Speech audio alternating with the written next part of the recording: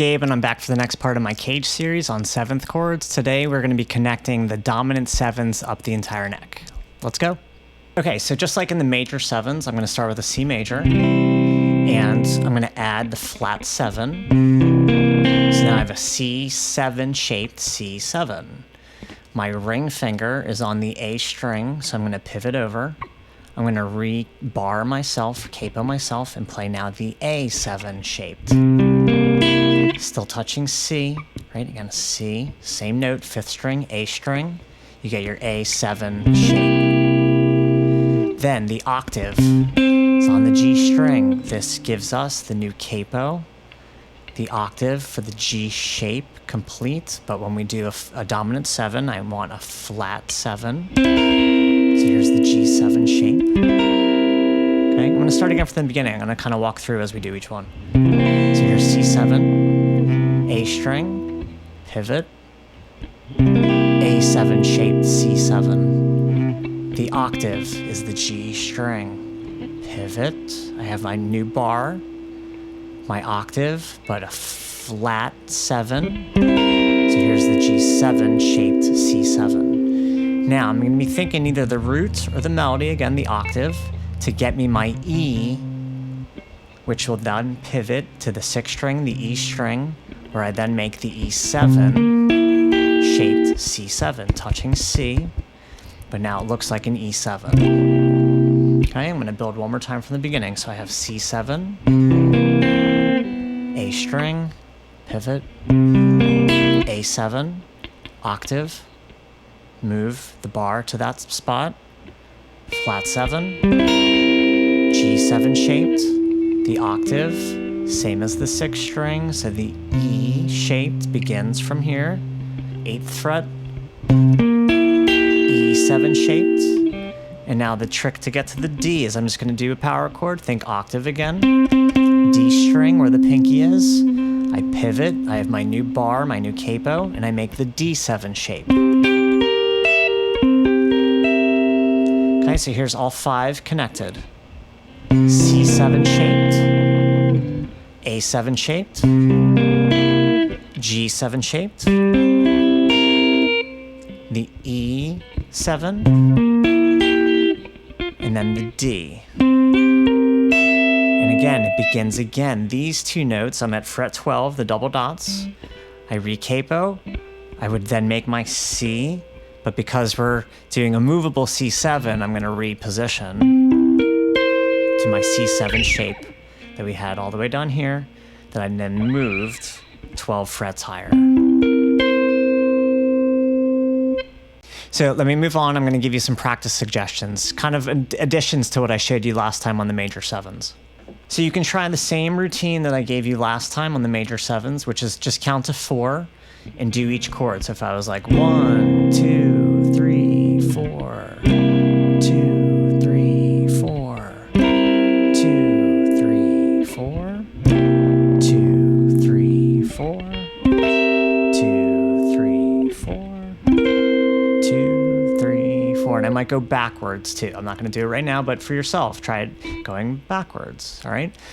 Another routine, which I mentioned in the other video, and if you haven't seen it, go check out that one, is instead of 4 beats, is to do it every 2, right? So if I was like 1, 2, 3, 4, 1, 2, 3, 4, 1, 2, 3, 4, going backwards, 1, 2, 3, 4, 1, 2, 3, 4, 1, 2, 3, 4.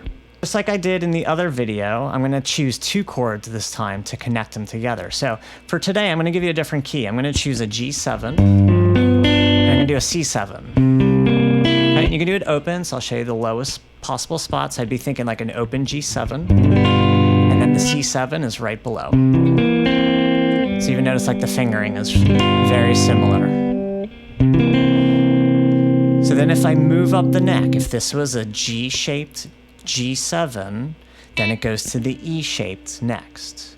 If the C was C-shaped, spelling the word caged, the A is then the next one, okay? So what I'm going to do is I'm going to take the G7, I had G7, I'm now an E7 shaped G7, fret 3. The C7, I was at fret 3 for my C shaped, A string connecting, Then I do the A-shaped C7. So these are right on top of each other. So if I move, I'm going to show you one more position. I'm not going to do all 5. Again, you should do this for yourself.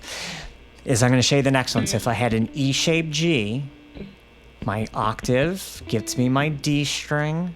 I would then have a D7 shaped.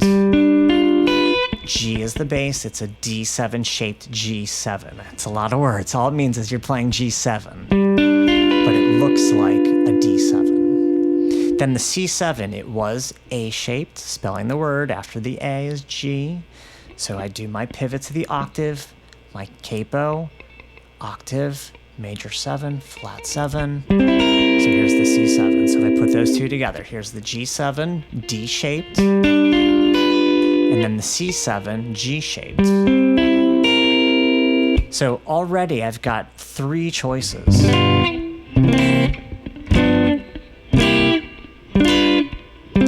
I'll continue. So here's the next G, here's the next C, here's the next G, here's the next C, and then it begins again.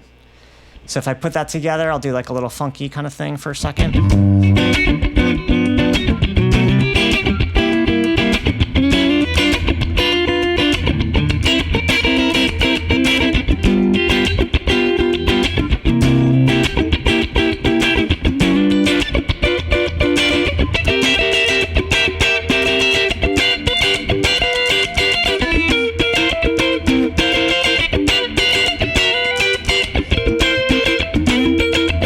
So hopefully you get the idea of how to connect these together. Your next step for yourself is see if you can play a blues. So that would then be 3 chords, but I want you to stay in one place. So like, for example, if I added D7 to what we just did, I'd have G7, C7, and D7. That gives me my 1, 4, 5 in a standard 12-bar blues, right? I'm gonna do a turnaround in the key of G. You'll know what this is.